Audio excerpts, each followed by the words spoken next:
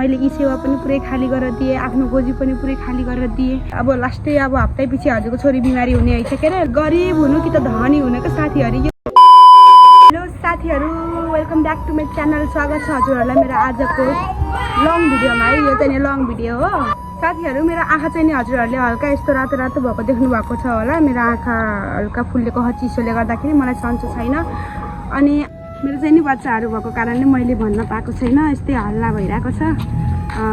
मैले चाहिँ नि भन्न के खोजेको भन्दाखेरि अब कति हेर्नुहुन्छ कि मेरो फेक भ्लग, मतलब फेक भ्लग भन्दा पनि अब मिनी भ्लगमा चाहिँ नि मैले अब जे सुखको कुराहरू हुन्छ त्यही देखाउँछु। दुःखको कुरा त म बताउन, किनभने आजभोलिको जमानामा दुःख देखायो भने हाँस्ने मात्रै हुन्छन् सबैजना। सो मैले चाहिँ नि आज आफ्नो रियालिटी भन्न आउँदैछु।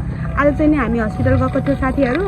अनि आजभन्दा पनि 2 दिन अगाडि म हस्पिटल गएको थिएँ। अनि मेरो छोरीलाई चाहिँ नि निमोनिया देखायो क्या साथीहरू। निमोनिया त सानैदेखि थियो उसको, तर पनि यस्तै अब बिमारी भइरहेको छ। मेरो छोरी चाहिँ नि अलिक कमजोरी नै छ भनौँ न। अनि गएको थियौँ, गएर त्यति बेला हाम्रो टिकट गरेर सबै कुरा गरेर मेरो 5000 यस्तै समथिङ 5000 होइन 8000 जति खर्च भएको थियो। अनि आज चाहिँ नि फेरि डक्टर भेट्न आउनुपर्छ भन्नुभयो। अनि गएर अनि डक्टर भेट्यौँ।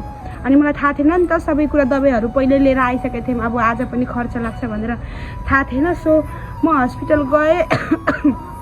आफूलाई सन्चो होइन, त्यही पनि मेरो छोरीलाई चाहिँ ठिक गराउनु पऱ्यो नि त भनेर हस्पिटल गएँ।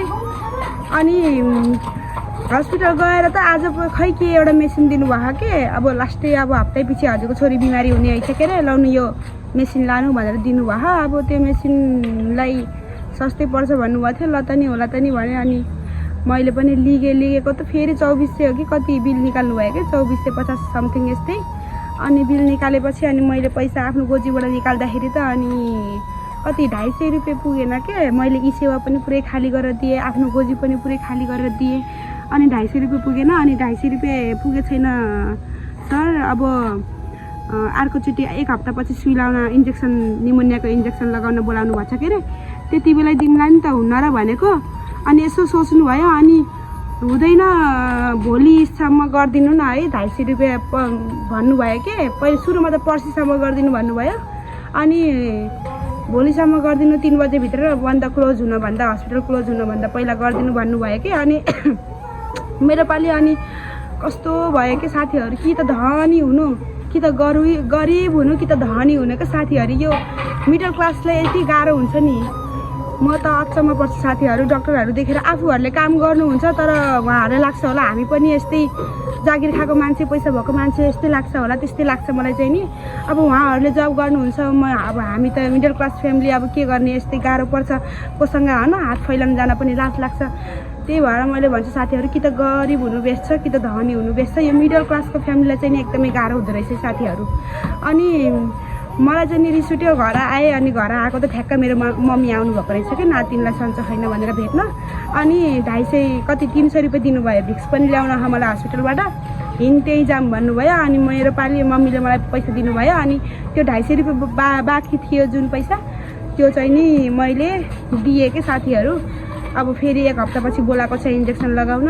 तर मेरो मनमा चाहिँ नि कस्तो भयो भन्दाखेरि, अब अरू त केही त होइन, तर उहाँहरूले पनि ठिकै हो, नराम्रो गर्नुभएको होइन, पैसा त दिनै पर्छ होइन दबाई गरेपछि। तर 250 रुपियाँ पनि पत्ताउनु भएन क्या अलिकति। सो त्यही भएर दुःख लागेको हो साथीहरू। अब दुःखको कुरा सुनायो भने हाँस्ने मात्रै हुन्छन्, तर हजुरहरूलाई मैले भने हजुरहरूले मलाई साथ सपोर्ट दिनुहुन्छ भन्ने मलाई पुरा भरोसा छ। सो यो लङ भिडियो मैले हाल्दैछु साथीहरू, मेरो अवस्था जस्तो भए पनि होइन। अब सर्ट भिडियोमा चाहिँ नि मैले राम्रो भ्लग हाल्नुको कारणले अनि मलाई सबैले कति खुसी, वाउ तेरो जस्तो जिन्दगी हुनुपर्छ भनेर भन्छन् के। तर रियालिटी के छ भन्ने थाहा हुँदैन साथीहरू कसैलाई पनि। अनि मेरो चाहिँ नि रियल लाइफ नै यस्तै छ। अब मैले चाहिँ नि लङ भिडियो बनाउने कोसिस गर्दैछु। यो मेरो सेकेन्ड लङ भिडियो हो सायद। आजको लागि यति नै। अब भोलि भेटौँला अर्को भ्लगमा। Okay by.